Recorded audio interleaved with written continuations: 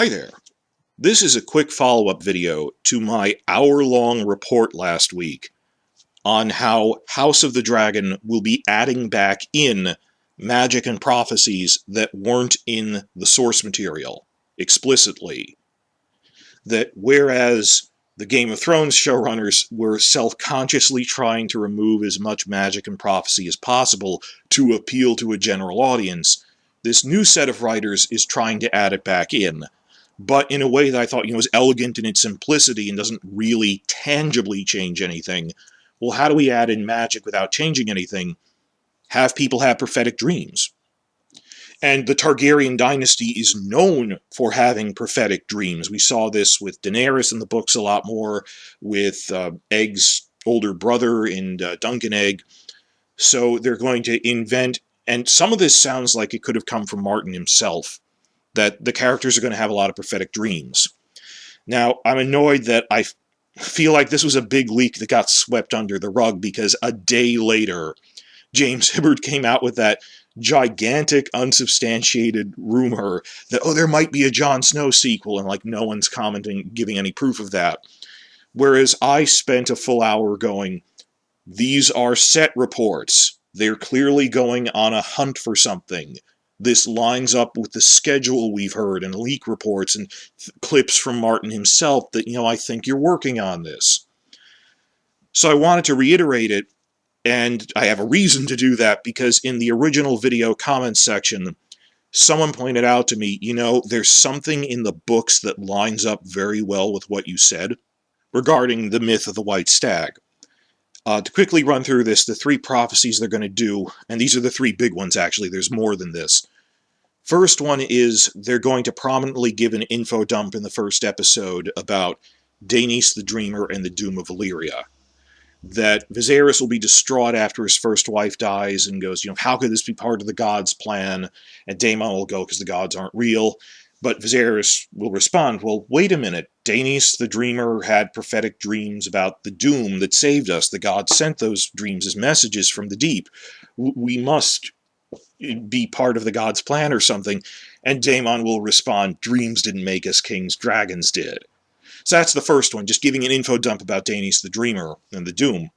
Second one is actually an invention, but I think it comes from Martin himself and might be something that hasn't been revealed in the books yet. And I have clips of Martin bizarrely talking about this. That it turns out that the secret reason that Aegon the Conqueror was truly motivated to invade and conquer and unite Westeros is because he had a prophetic dream that the White Walkers would return someday. So humanity needs to have a strong, united front against their eventual return. This is what motivated him to unite the Seven Kingdoms into one realm. And it's not a recurring dream. He verbally passed it down from father to son ever since, as this great commission of sorts that he passed down just from the current king to the current crown prince. It was a secret even within House Targaryen. Which makes sense that, the historian writing Fire and Blood as an in-universe history book wouldn't know about this, because it's an outline. That the idea is that Aegon the Conqueror, he told his eldest son, Aenys, who was the heir to the throne, he never told Maegor. That eventually, I think Jaehaerys must have told his grandson Viserys directly, right after the Great Council of Harrenhal, pulled him aside and went, okay, you're the crown prince now, you're the heir to the throne, Prince of Dragonstone, here's this secret prophecy. A year or two before he died, Jaehaerys must have told Viserys. Didn't tell Daemon, because Daemon was the second son. So the idea is that after Viserys decides to name Rhaenyra the heir by the end of the first episode, in private, he will pull her aside, and when he tells her, I'm making you the heir, he'll go, on top of this, now that you're officially the heir, I need to pass down to you the secret prophecy that's only been handed down from father to son, only the eldest son, only the heir, and now you're the princess of Dragonstone, so I should tell you as the heir, that Aegon said we have to keep Westeros united for the eventual return of the White Walkers, never partition Westeros. And this will drive some of her actions later, that during the Civil War, she has a very all-or-nothing mentality. That there's points when they go, look, the war is stalemated, we won, we took King's Landing, but we're not going to take their core territories for years, we're starting to run out of money, maybe Alicent, gives a rational peace feeler after she's suffered some defeats, going, maybe we should partition Westeros. You get the northern half, we get the southern half. That's where our supporters are. And Rhaenyra goes, no, I have to grind you down. It's all or nothing. And this might be the secret reason she was like that.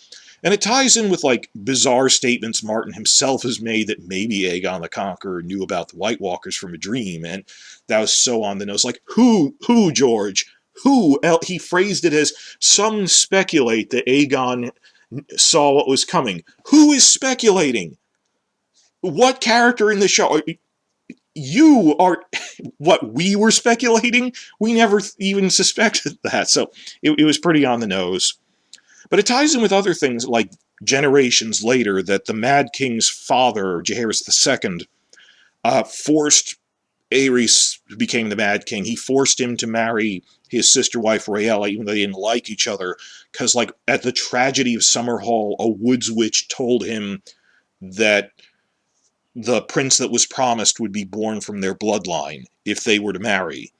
So there's already this idea that there's prophecies going around that we need to keep Westeros united and strong under the Targaryens, because one day the prince that was promised will be born to our bloodline and lead a united Westeros to fight them off.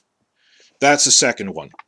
But the third one, which I want to focus on here, because it's what someone pointed out to me, is the third prophecy about the White Stag. Well, it's the third prophetic dream. Viserys himself will have a prophetic dream. We don't see it, he describes it, that he says, as real as you're standing in front of me, I saw in my dream a vision of my adult son wearing the crown of Aegon the Conqueror. This happened before he was king, so it's why he kept trying for another son with his first wife Emma, even though she was having a lot of miscarriages, and the maester said it's really starting to threaten her health. That he kept saying, well, one more, we're going to get a son. And then his son with her didn't live a day, and she died, and he was... Could I have misinterpreted this prophetic dream? Maybe it's something that could have happened. Maybe it was one of my grandsons. I don't know. So he names Rhaenyra the heir. But then, because of the practical things of, well, I'm a relatively young man, I could potentially remarry and still have more children, for the sake of the dynasty, as well as, well, maybe the prophecy was real. For all those reasons, he remarries, in this case, to Alicent, soon produces his son Aegon II. The idea is that by around episode 3-ish, when Aegon II is 10 or so, he's young, Viserys starts wondering, maybe the prophecy really was right, that prophetic dream I had. Maybe I should name Aegon II my heir. It's clear he's survived infancy, he's going to live, but it'd be a really controversial decision that he already named Rhaenyra heir against the very inheritance principle of male preference that put him on the throne. And he made people swear oaths about it. Now he's going to go back a second time, reverse his decision a second time against the oaths he made everyone swear, and go, I was wrong, let's go back to Aegon II. It could cause a civil war. So he's hesitant about it. He's wondering, maybe I should name my son the heir, because I had that dream. But he's waiting for a sign. I have to be certain.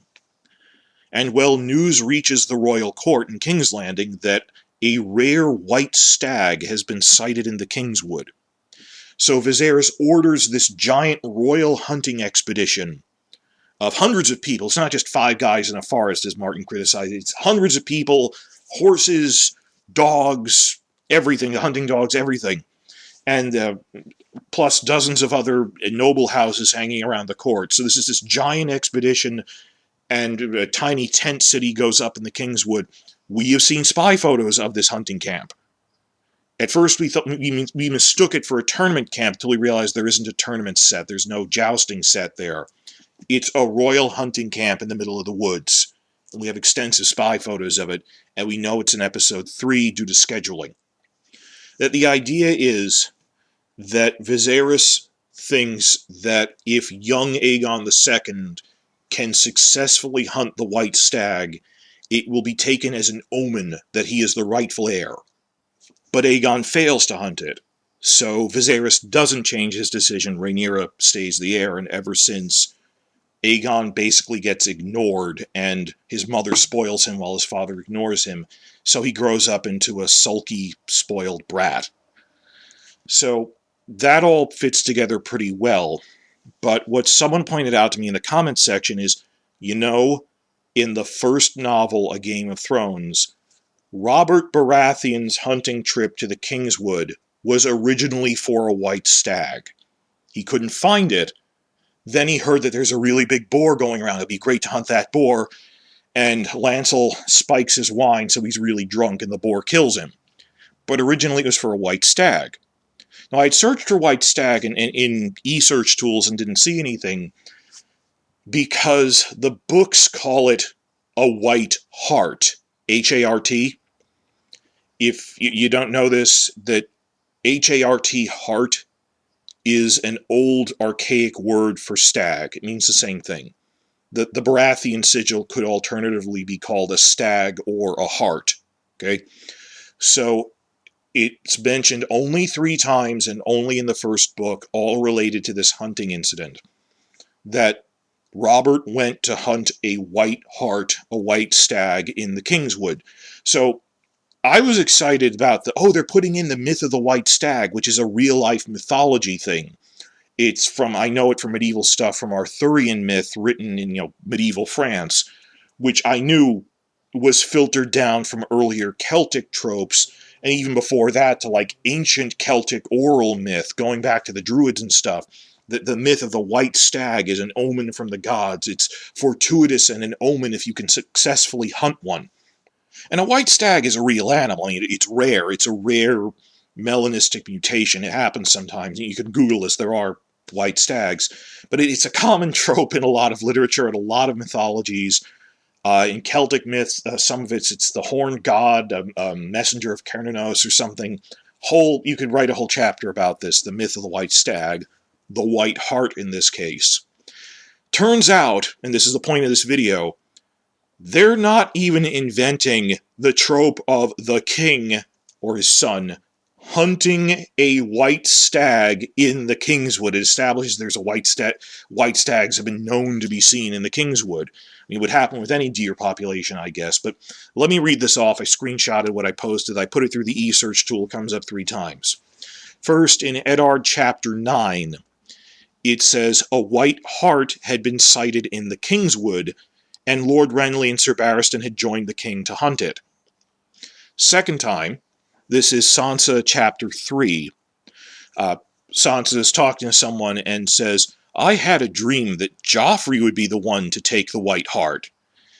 And then she goes, well, it was more of a wish, actually, but it sounded better to call it a dream. Everyone knew that dreams were prophetic. White harts were supposed to be very rare and magical. And in her heart, she knew her gallant prince was worthier than his drunken father to get it. So that white harts are rare and considered a magical omen. And finally, Eddard chapter 12, this is Littlefinger starting here. Given King Robert's preferences, I believe right now he'd stay in the forest until both you and the queen die of old age, he replied with a faint smile. Lacking that, I imagine he'll return as soon as he's killed something. They found the white hart, it seems, or rather, what remained of it. Some wolves found it first, and left his grace scarcely more than a hoof and a horn. Robert was in a fury until he heard talk of some monstrous boar deeper in the forest. Then nothing would do but he must have it. So Joffrey came back, the other ones came back, and then Lancel gets Robert drunk when he's hunting the boar, and it kills him. And the mythical symbolism that Martin's using. Remember earlier, they cut this from the TV show. Remember when they find the direwolves, and the direwolf mother got killed by, it was trying to down a stag, but the stag skewered it through the throat with its horns? And everyone's really worried it's an omen that Eddard going south to help the Baratheons will end up getting him killed, and it does. And here we have the symbolism of Robert was looking for a stag. The stag got killed by wolves. That he couldn't successfully get the omened white stag, the wolves trying to get it first. So all of that stuff.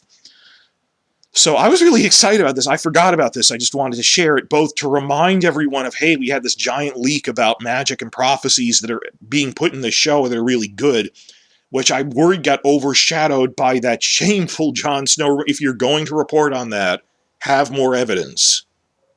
Versus this, where I was backing it up with set reports, it's going to happen relatively soon.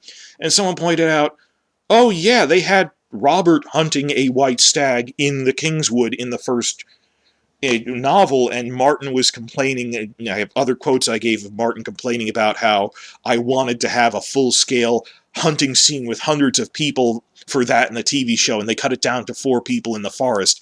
Damn it, I want my hunting scene.